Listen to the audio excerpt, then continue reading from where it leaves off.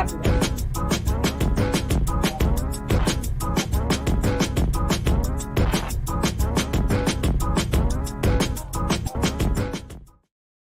Yeah. What's good, everybody? Welcome out. This is Sundaze Chat. And you know how I do it, my people's right here. Pretty dope Dia in the building. Hey, Yo, how y'all. you was just here and you just left talk about some hold on. I was like, What up, though? what up? Man, how you doing today?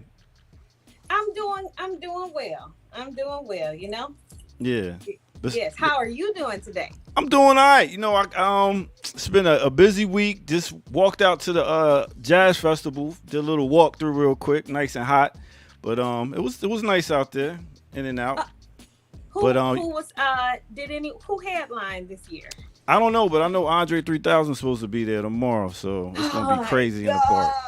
I don't know if I'm going to hear him play a flute though in the 90-degree weather. We'll see. I know. See, and I'm scared because let me tell you something. If it's one thing about that album is exactly what people think what people been joking about with it, like, oh, it put you to sleep. Like, it's real. So when you need to go to sleep, just put that album on. Like, it has not failed me yet. When I need to go to sleep and especially when I need like a short nap, but I need it to be like a good deep sleep. Put that on. Man, that album put me, I don't know if I've even gotten past the second song. Like, I don't know. Me neither. But But that's what it is, yo. I'm amped, yo. We got a dope show coming up next Sunday. What are we talking about? Soul Food Sundays next Sunday, June the 2nd. Come on out. We got Elder Sensei. We got DJ Rasta, pretty dope deal on the microphone, and your boy the ear doctor too, man. We gonna come through. That's all I gotta say. But yo, we got some special guests here. Oh, dude. We got some special guests here. I mean, first of all, let me give them a grand introduction. You know what I'm saying? First, this brother, you know what I'm saying? I done known for like umpteenth years. You know what I'm saying? Back in the college days of throwing parties and stuff like that. Oh man, this brother, first one to really put Canada on the map. That's all I'm saying. Is this brother? He goes by the name of Rasta Root, and he's coming through. Let me introduce you to Rasta Root. What up? What's good? Yo, why does it look like I'm in visitation in prison? It do. For real. I need to go put something on that's gonna make you look like you out here with us. Word. Yeah. Yo, and also, can I also introduce to y'all this brother right here, one part of one of the dopest groups to come out of Jersey, Artifacts. He goes by the name of Elder Sensei. Oh, wrong one. Oh, shit. Elder Sensei. Yeah. What up, y'all? What's Peace, good? ATL. Good. How you doing there, brother? I'm all right. It is a good Sunday, holiday weekend. So, get to chill out for a minute before we get back to the grind again. So I have no complaints. May I say something? Rusty Root, I don't think I knew that you were from Canada. Really? I didn't know. Oh, man, we could have been hanging out. You know, I was from up there in Detroit. Yeah, right. Wow. Pick up, man. Rasta Root. I think I know, like I said, through the college days of throwing parties with Wax Factor to when I was doing, what was it? To being one of the most sought after DJs and names that you heard in the ATL, to Binkus Records, the Shorties is coming through. I don't even know if you remember that, right? Can't forget Sun's Pizza too, though. Sun's Pizza back in the in the college days, and when I did the MC Ward joint. Yep. For the All-Star game, you came through and got on the turntables. Man, he is that dude, man. Thanks for coming through. Thanks for having me. I appreciate it. I'm looking forward to next weekend. Yeah. How you know him, Dia? So, when I moved here to Atlanta, my first year, I had to get out there and find the best parties to go to. So I was working at a venue that DJ Phil X and DJ Majestic were DJing at, but it was more of like your working crowd, all those type people. So I was like, okay, I gotta also get to a party that's gonna be like, we can be up in there like it's bigger than hip hop. And when I found MJQ, dear Oh, God Mhm. Jesus, when I found, when I found DJ Rasta Root and MJQ, like for real, Root, you have no idea how many nights I came in there. Well, you probably do because I'm sure other people have experienced the same thing. I came in there and was just able to leave like everything I was going through on that dance floor in a way that what I'm saying you don't get at regular clubs and stuff like that. So I am forever grateful for all the times you had me on the dance floor rapping "Get By" and shaking at the same time. What? Thank you. yo, Yes. Elder Sensei. Yes. Listen, I heard you be in Jersey City. My man got a shop called Juicy City. I heard you be falling through there Yeah. sometime. Look at that. Look at that. Look at that. Look at that. Wow. Yeah. Word. Hey, Yes, we indeed. outside. We outside. I do frequent there a few times or so, and Word. and they enlighten you while you're there too. They got the juices there, nice juice bar, and they got Word. the flowers, man. So it's always good to go up in there, Yo, man, thank you for your contribution to hip hop, man. What you been up to, man? man. Like so, I've been working and ever since Tame passing, my DJ passing, and I have the picture right here over top of me. They always watching over me. Salute. So Yes. I'm keeping on the tradition of the group, and nothing's gonna change. There's a lot of things that's gonna come forward in the next couple of months or so with a lot of music, a couple of remixes here and there. But it's definitely a couple of projects to where before Tame left, we didn't do a lot of music. That's the one thing we did. When we did music, we just put it out. We never had a lot of records that sat on the floor or, all in my phone on the computer. So this is about to happen now. And everybody, y'all gonna be happy. For anybody that's ever wondering what's gonna go on with this artifacts movement, it's gonna keep going. It's gonna always keep going. And I got a Europe tour popping in September and October with Special Ed and Lost Professor. So and I have an album coming out in the fall as well. Me and a producer named Mint Plus from Jersey. We're gonna put that out soon. So I keep busy, and one of the busy things I'm doing is coming out to rock with y'all on this next Sunday. And it's funny you say that about MJQ because frequenting Atlanta over the years, I found myself on the Friday night at MJQ, Yes. Right. and I'm gonna tell you this: for a place like that is a good mixture of everybody. Is young cats, older cats. You have stars come through. But every time I went in there, it was always on the humble, and I never knew who was in there as far as like guests and stuff. So when I would see Rasta, and I would come through. He knew who I was, so that he know my, of our music. So when he saw me, it was like, "Yo, look, I'm here. I've heard about this. He let me come in the booth a few times. I met Anthony David there one time, and it freaked me out. It freaked me out because my man sing. But when I saw him participating in the party and doing what I was doing, I was like, okay. We gonna So change we it up. and he looked at me like, yo, I know you from somewhere. I said, I know you too. But once we got to talking more, it was like, yo, and for me, being a hip hop guy, I'm a fan of R&B totally. I'm an R&B cat from the '80s R&B with Kashif and all this stuff.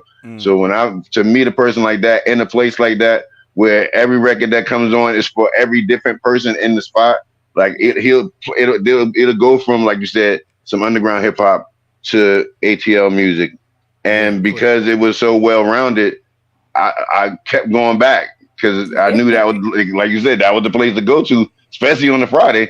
And I walk Yeah. out Saturday morning at many times broke day in there cover out Yes. after that spot most of the times. Yeah. So this party here is me reaching out to Rasta and him reaching out to you and you reaching out to Ear Doctor, and we all here today to get ready to celebrate. What we all coming into agreement for is to bring something for the Atlanta streets that Yeah.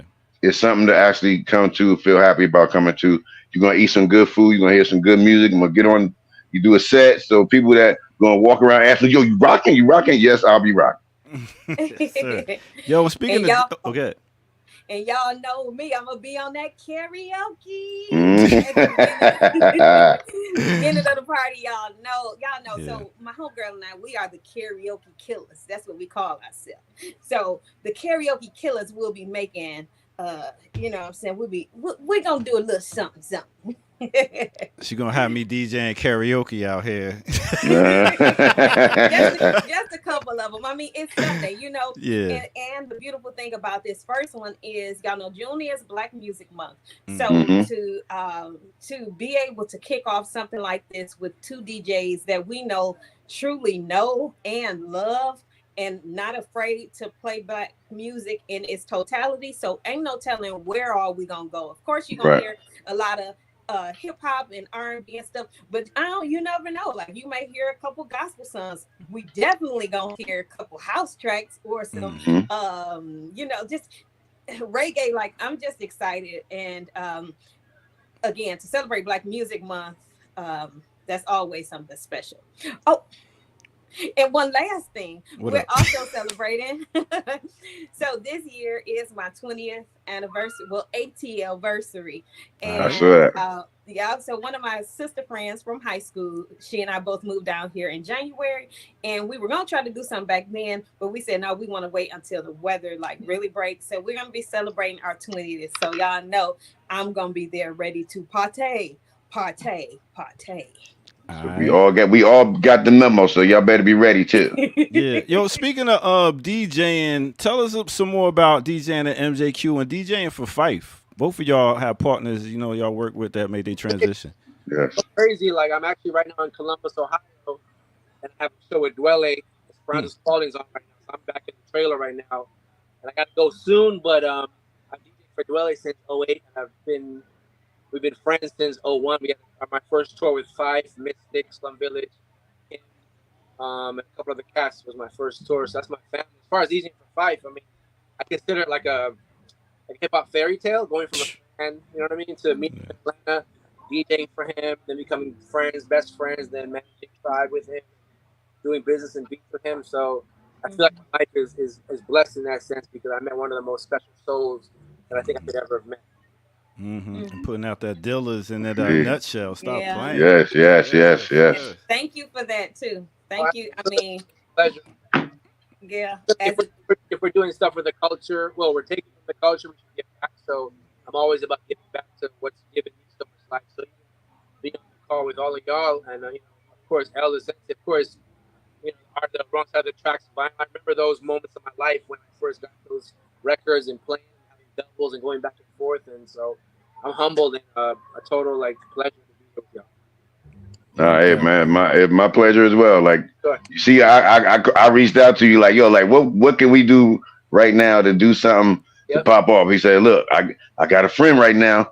we can talk to her and we probably make something happen quick. And we all got on the phone. Yep. And then doctor got pulled in, and this is what the culture is about as a whole. When you're talking about different people coming together for the same cause, it's not enough. It's not enough of that. Like I said, you from Detroit, I'm from Jersey, Canada, Atlanta. So, but we all exiting in Jersey. We all here. We all here with it. Even if we have to do it in Atlanta. So it's like, for everything that I know about hip hop, it always been about this part of it. That this is why we tour. This is why I go overseas. This is why we DJ. This is why we host things. This is why we get the word out to people who are like-minded like ourselves. So, like I said, man, this is like a pleasure for me. I'm always open to new ideas and different things. So this is something that I champion a lot. So it's about really coming together. Yeah, and all to do it right here live on Black Power Media is a blessing, man. I'm really glad y'all could come through and do this, and we can show people what we're doing and bring more people in so they can come in and be like, damn, this is what they doing down in the A. Mm-hmm. Yeah, that's what we doing. We've done seen a lot of stuff down here in Atlanta, like all types of parties from funk jazz to MJQ to all the tri-state parties, arts, beats, and lyrics. Yeah, so. Listen, we know something about partying, man. Anyway. Oh, no doubt.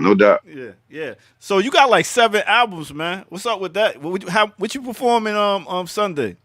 Oh, well, see, this is always the good part about it. Having so many records, I get to choose many different genres of my career. So we're definitely doing artifact classics.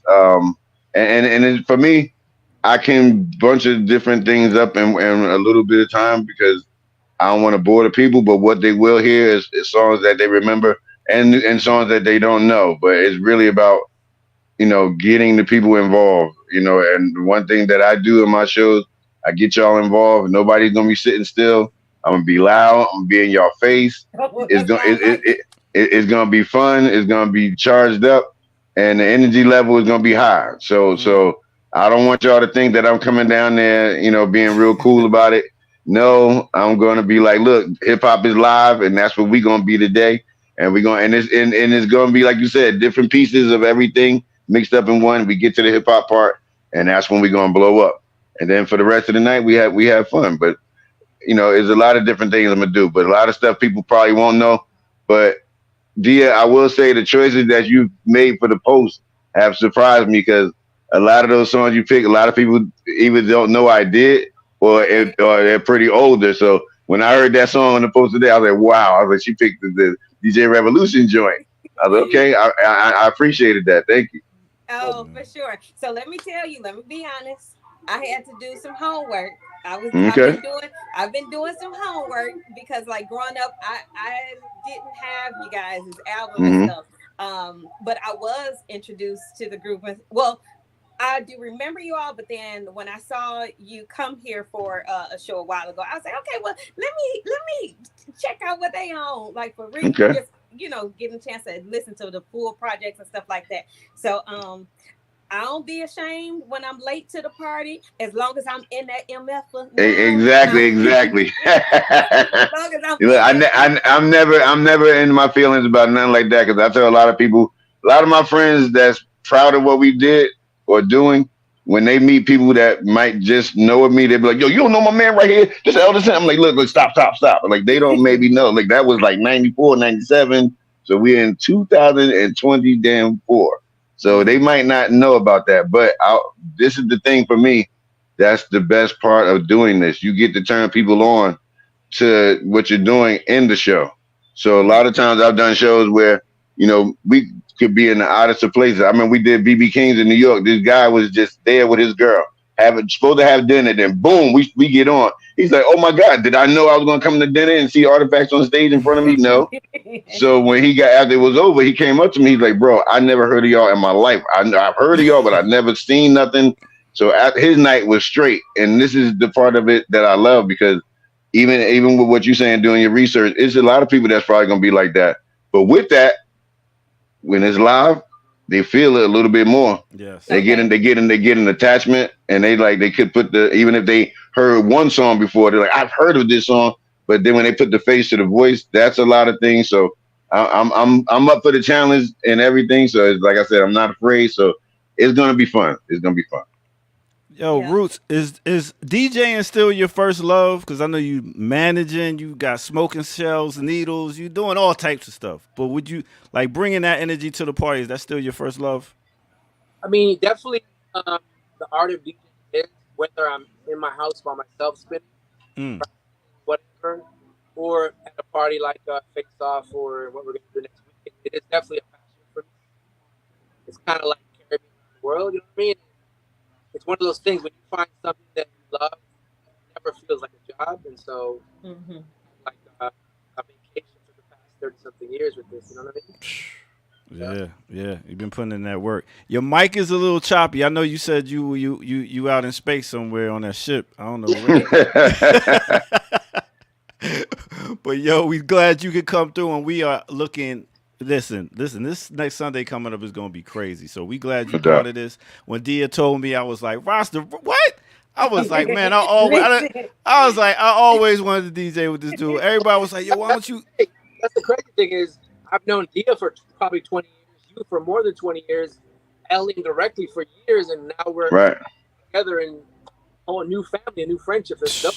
You know what I mean? Man. And you know what was so funny? I had, was just going through a list of people and stuff. Like I know with this event, I know it's certain things that like, no, I don't want to do this by myself. Like I want a partner that I know is amazing, somebody that I feel like I can get along with no, you know what I'm saying? Because some Hmm. people out here just a little bit different.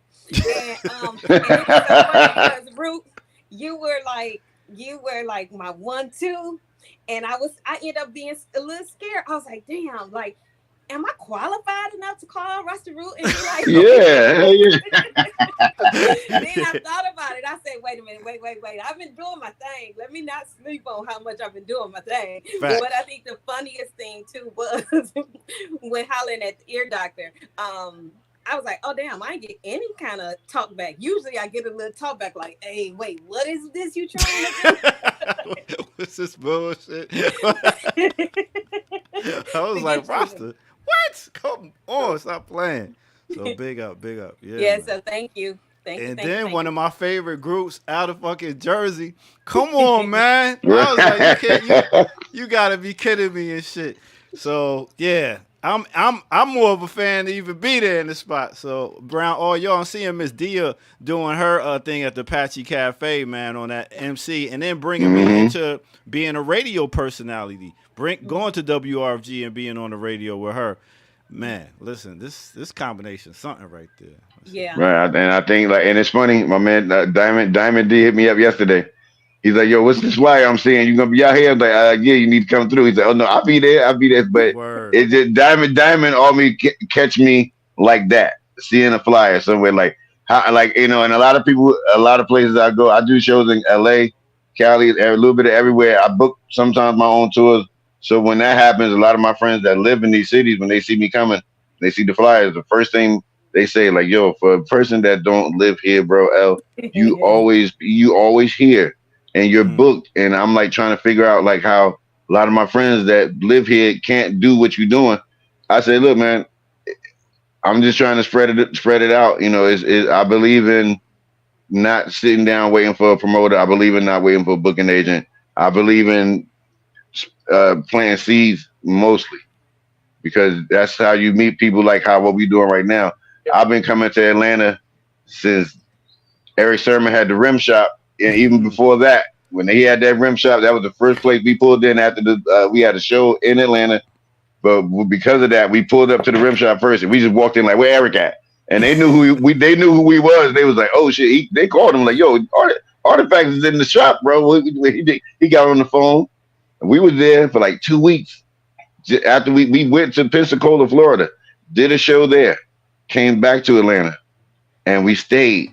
Because we quit the tour and I'm gonna tell you, this tour we was on, it was us, Common, Organized Confusion, and Beating Us. And they had like a nice customized van, bed and stuff in there. We had like an Aerostar, Ford Aerostar, like a work van, no bed, just a couple of seats and everything.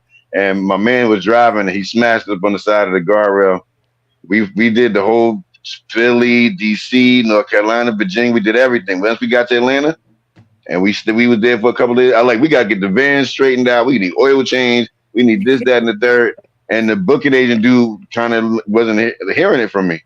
So he's in New York chilling. I'm like, look, I hear what you're saying about going to do these shows, but we need to get the van fixed. And he said something. He was on the speakerphone. He said something, and everybody in the room was like, hey, yo, they put the phone on mute. Hey, you gonna let that man talk to you like that, bro? Come on, man. Hey, we got your back. We got your back. I don't know none of these dudes in there, but they know Redman. They know Eric, so they know us. So after that phone call, we got to chilling with them, and we did the show there, came back, and stayed in Atlanta for 2 weeks doing stuff that the label didn't know we was doing. We promoting it. We all up in Morris Brown. We in every college, all out there, promoting what we was doing. Even though we were supposed to be on tour, we out there working, got more shows, just hanging out there.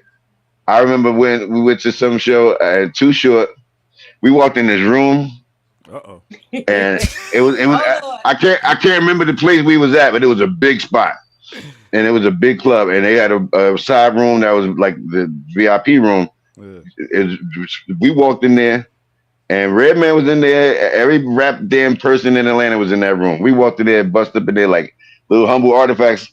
We we see Red, like, yo, what up? He seen us, and we got in there, and everybody knew who we was, but it was strange. We went back out. We see Keith Murray on stage throw his hat up on the rafters with the lights, and it didn't come back down. And we saw him jump out in the crowd, and after that was over, everybody leaving. Too Short looked at us. He's like, hey, man, make sure y'all come to my spot. tomorrow. I'm gonna give y'all something. We like, yeah, is he serious? Yo, this trip was crazy. We pretty much met. I mean, we hanging out with oh my god, I wish I could remember the dude's name that owned the rim shop there. But we was up in the Atlanta radio, Greg Street. We just infiltrated everything as much as we could. And every time we was there, whether it was A3 shows, we made a stamp there to be able to keep coming back. So this is everywhere. But for Atlanta to be right there, we always figured, or I always did, I always figured like we should be able to make a stamp here because I knew there was a crowd for what we was doing just so much as going to MJQ on a Friday. So I always try to keep my toes in Atlanta. What is it about Atlanta that keeps you here, Rasta Root? I mean, honestly, the main thing that keeps me here is my mom's here and she's still with us. So that's obviously my number one. But it's become my home. It's I get to travel here and there, so coming home is always a pleasure. I don't get bored of it, which I think is something that happens to me when I stay in a place too long. So, and at the end of the day, I kind of made my name here. I was DJing in Maryland, went to Japan for 3 years, and made a big decision to move back from Japan to come to the States. And my mom had moved here, so I picked Atlanta, and that's me coming here not knowing anybody and making my way. Meeting all the people I met along the way, the radio show I spun on to get to where I was. To the point to build my name, fight, and I think nothing's by chance. So I was just meant to be here. All right, my last question: where did you get the best roti skin in Atlanta?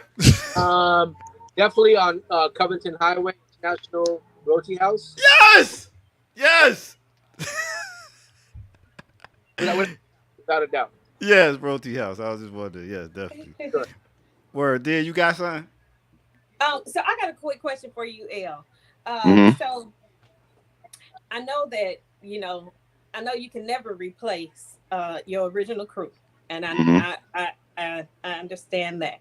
But when I was thinking about you all, and then I was thinking about like Slum Village and how members changed. Yes. When they lost some, and even now you have like kind of a whole new group that's touring and stuff at Slum Village. Right. Have you ever entertained bringing in another MC, or you straight on that? I would say this. It never crossed my mind. Only because with some things can't be recaptured. I get why T3 is doing what he's doing, because with the sudden death of both of them and his group, it still, the music still rings true. So it's a little bit different for me, where it's hard for me to replace Tame. No different than when Chaos passed as a DJ, because of the connection we had with him. Me and Tame made a decision not to so much so replace him, but we knew a lot of DJs, and thank God for my brother, Mr. Lynn, from the group Company Flow. He probably is the only person, and I kind of coined it with him DJing for me right now, as him being my permanent DJ, because with Chaos, knowing him for all the years I know him, I didn't have to turn. It was probably the same thing for you, Root, with DJing for Fife. When you don't have to turn around and look at the DJ, and like the only thing you're supposed to know for me is know the words. So whatever Chaos threw on, it didn't matter. It was him being the DJ too, where I feel that we should do this song next, because I know that the vibe that's gonna go. So with Lynn, I've known Mr. Lynn since I was 17. We had a connection with each other that we didn't know through some people we was working with. And once I found out about him and that he knew Chaos, because I met Chaos in like 80, 89. So when I found out that him and Chaos was best friends and they lived down the street from each other, then the connection got stronger. So when Chaos was gone, I didn't hesitate when it was time to go on tour to ask Lynn, because Lynn he's in some form or way just like Chaos. They DJ the same. But like to have him on tour and to is a test. To not have, after we gave him the list of the songs and instrumentals and everything, I could tell he just went home and studied everything. So it's not like that with a lot of DJs. But with Tame, I think people would be like the people. would probably be more upset with me if I did something like this. Just being honest, because him being the person that he was, Tane was different. Okay. He was a very different soul, special in a sense where it's like he knew even the gifts that he had, but he didn't never exploit them to a T of where he was dope in graffiti, dope as an MC. So with all the and a DJ. So I as a friend, I know I can do that in a way of where say if I did ask somebody else, it would be crazy uncomfortable for them to even try to learn his rhymes to spit out on stage. You know what I'm saying? So when we did the tour last year, I asked the crowd to say the words to some of the songs, and they knew. Right. Nice. So that became the replacement for me once I saw they was into it like that. But I'm glad you asked that, because really, actually, in any interview, nobody has ever asked me that. Maybe probably didn't have the courage to, but I like the fact that you did ask because of what they're doing. Because T3 and them still travel around. They on tour right now. They go where I go. Mm-hmm. So last tour they did in Europe, I was right behind them. So to see them still doing that, T3 as a solo person, I don't know how his life is, but I commend him even for just still doing the music, because it's an attachment to a lot of people, like even myself. So, but the decision that he made to do that, I'm sure it was hard. But whoever that guy, I met the other guy. I can't even remember his name right now. But I met. Say again. Young RJ. Okay, all right, true. I did hear him. I met them, and even then, I was just happy to see him still moving. They still crushing the shows. And when the people got comfortable with that made it acceptable. You know, I think the good thing about Slum and Young RJ is Young RJ was in a group called BR Gunner back in the day. Yes. His father is the founder of Barack Records, who was signed to. So he grew up producing and learning from Dilla. So it's house thing. That's why to me it's cool, because he was 17 on that tour we were on with Flife and them, and you know he grew up learning Dilla production. Right. Man. Oh wow. I got some history on this motherfucker today, y'all. It's like History Channel. That was another one that I was sitting here. I wanted to ask, but I was like, I don't know how. You know what I'm saying? Like, it's such it's a sensitive subject when you know talking about your people that you've lost and stuff like that. So yeah, that's interesting. Same with you, Rasta Root. I mean, with Fife. I mean, yeah. Whew. Yeah. I mean, if you think about it, when he passed away, the group had some shows already booked and they did shows, but it didn't feel right. It's not for everybody, but for some people it is. For them, it didn't feel right, so they stopped doing shows. I don't know if I would ever DJ or get involved with an artist to the level I did with Fife emotionally as a friend, because it's a lot. It is a lot. When you lose them, it's a lot, you know, and I don't know if I want to go through that again. Right. Quick hip hop question. Best Tribe Called Quest album. Start off with you, Rasta Root. For me, it would be Low End Theory. Okay. I agree. I'm going with Midnight. I love Midnight, but Low End is exactly what the title is. That was the beginning for a lot of stuff after that record. Ooh. What about you, dear? I'm going with the Majority. Fuck out of here. You made a Majority. You just trying to be different. Like, no, I'm just playing. Nah, that Midnight Marauders, man, this shit has so many bangers on it. Not to say those are the two, but you know, my daughter's like, yo, you sleeping on their last album, because she was like, yo, there was a lot of bangers on that one too, and Jerobi spitting like that. I never even knew. Yeah. I never knew Jerobi spit like that. That was wild. You got to check out Jerobi. Got an album with Drez from Black Sheep. What? Yeah, it's called Native Backwards. Yeah. Everton, exactly. So like when you your man Jerobi is spitting. I got a song with Jerobi that I didn't even put out yet, but it was right on the tail end of him doing that. But I told him, I said, bro, here, I used to try to encourage him hard to go after it, because he would not be. He would be like, yeah. I'm like, no, it's like, come on, Jerobi, what you got to lose, bro? Yeah. All you going to do is turn people on to you in the way of where they probably thought you was like anyway. You just never got the chance to get on. Yeah. Yo, fuck around, Rasta Root. Why I go to a mall one time and I ran into Jerobi. Motherfucker got a pizza shop like me. I was like, get the fuck out of here. He got a pizza shop down in Shannon Mall. I was like, what the fuck you doing down his pizza shop, man? I was like, Cooking. Yeah, that's his passion, is the culinary arts, so I'm not surprised. Yeah. Yeah. Dope brother. Yeah. Dope brother. So, real quick, we got brother Chris out here. He said, ask L about working with Sadat X. How was that? Man. Yo, okay. Sadat, me and Tame met Brand Nubian in 1990 in Harlem at the 125th Street State Building. And me and my man got arrested going to the spot, riding on the train. We got the dude let us go. We had court and everything, but he was like, "Yo, your mom said go home." We like, "Cool." We back on the train going uptown.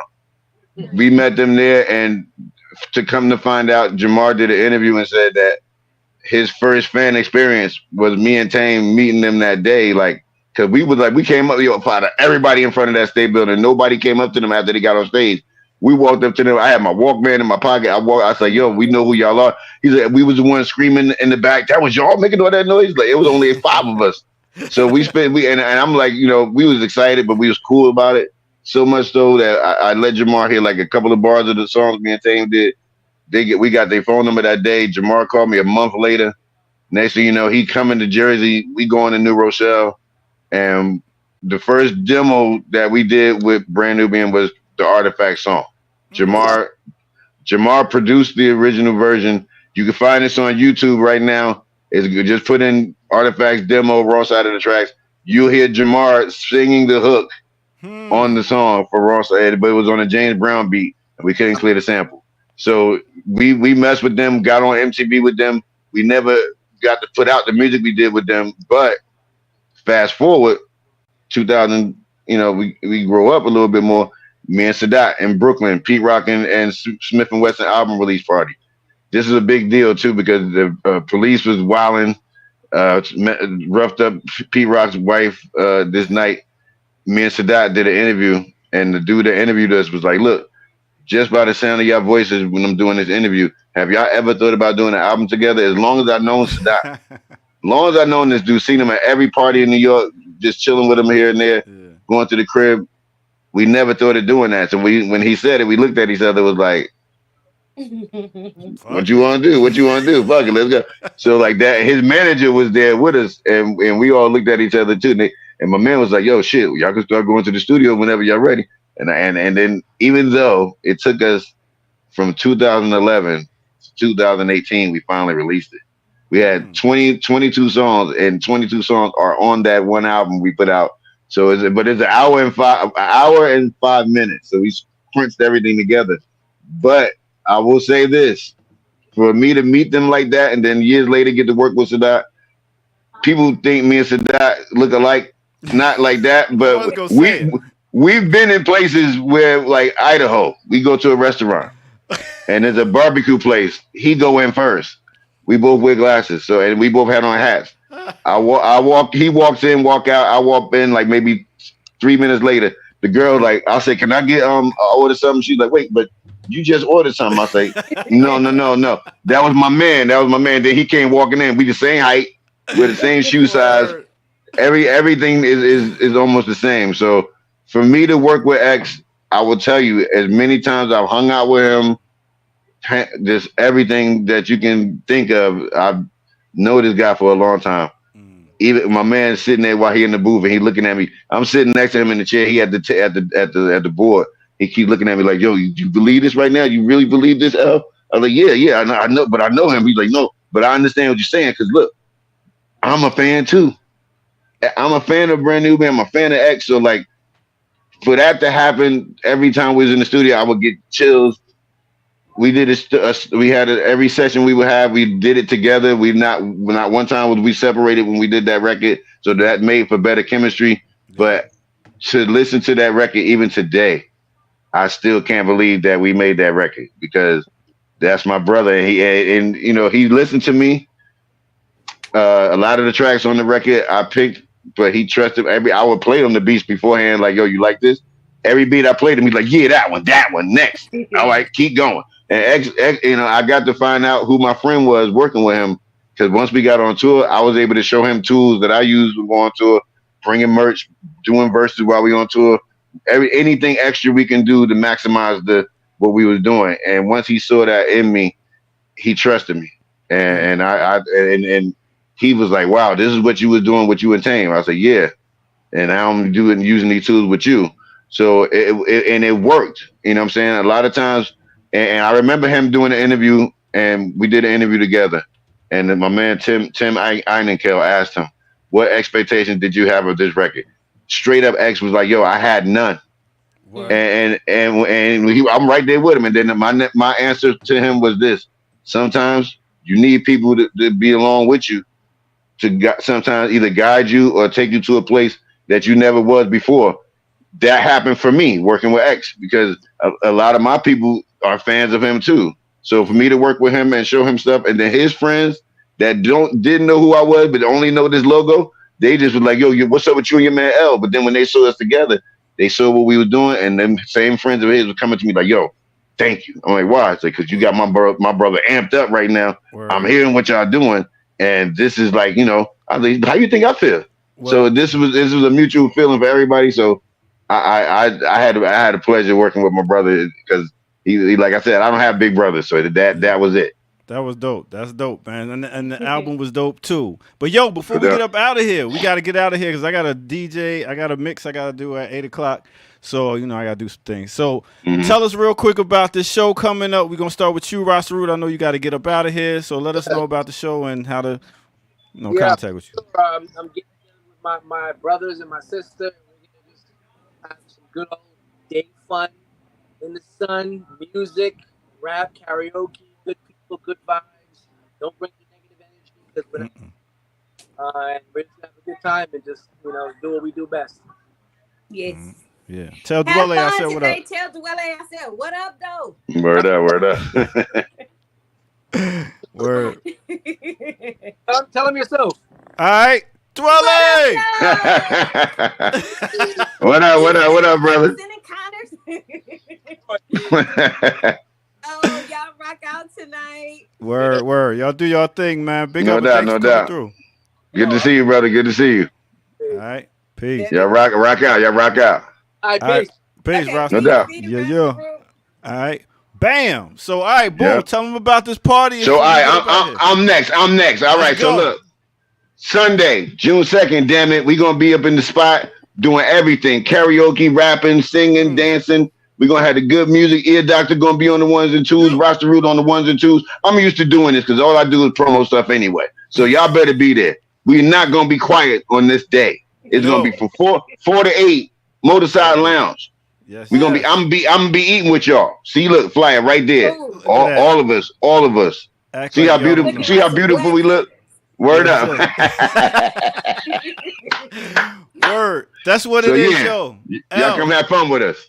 Yo, L, thank you for coming through Sundaze Chat. No doubt, brother. Thanks for having me. Pretty dope, dear. And listen, we're going to rock out this Sunday. And, dear, we out of here. Hey, wait. Oh, damn. I don't get a chance to say something? Yeah. That's what I'm saying. I'm busting it to you. Oh, I thought you were about to click me like you always do. Nah, but what you saying? Oh, got you. Yes, y'all. So listen. So this is the link right here where you can go and purchase tickets. Right now, it's crazy that we even doing this for y'all, but y'all know we love y'all. So right now, you can get some discounted tickets at just $10. Now, if you want to add on, become one of the VIP family and get you a nice little swag bag that's gonna have some artifacts merch in it.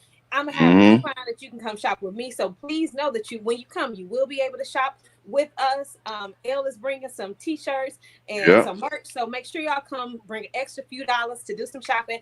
And you can also add on if you want to do like some sip and painting while you're there. So we're gonna have a good time. Thank you, Atlanta, for 20 amazing years. I'm looking forward for 20 more. And I look forward to it. Thank y'all. Yeah. Yeah. And that's what it is. Yeah, thank y'all. Look, I'll see y'all next weekend. All right, that's what it is. Peace out. All right. Yeah. All right. Boom. So we up out of here, y'all. Thank y'all for coming in to Sundaze Chat. This is the Ear Doctor, and that is... I am your girl, Pretty Dope Dia. All right, and we'll be here next Sunday live. We doing it early, y'all, so 4 to 8. We're going to be live, so come through and check out what we're doing. Peace, y'all. All right. Peace.